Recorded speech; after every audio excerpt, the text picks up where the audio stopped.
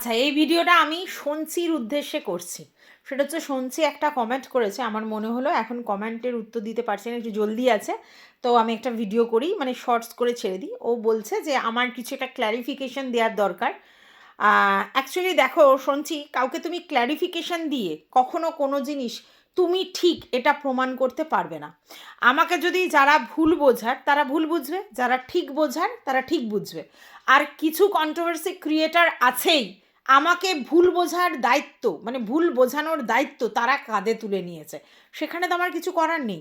আমার ভিডিওটা যদি ভিতর থেকে ভালো করে দেখো, দেখো উপরে থাম্বনেল দেখে নয় কিন্তু, ভিতরে ভিডিওটা ভালো করে দেখো, তাহলে তোমরা নিজেরাই বুঝতে পারবে ওখানে কোনো রং ইন্টেনশন বা রং কোনো বাজে কথা বা কোনো ক্যারেক্টার ওয়াইজ কথা বা দাদা বোনের কোনো সম্পর্ক ব্যাড এটা আমি বলিনি।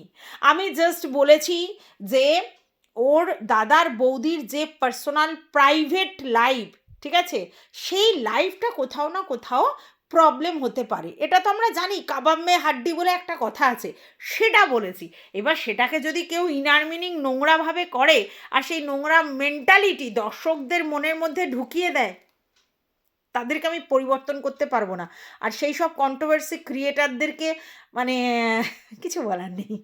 মানে তারা ভাবছে যে তারা বিশাল মানে কি বলবো আর কি, ভ্যালুয়েবল পার্সন হয়ে যাচ্ছে, এবং তারা নিজেরা এটা কন্টেন্ট করেনি ওটা কন্টেন্ট করেনি বলে নিজেরা বিশাল একদম কিছু হচ্ছে, বাট তা নয়। তারা অন্য লোককে মিসগাইড করছে।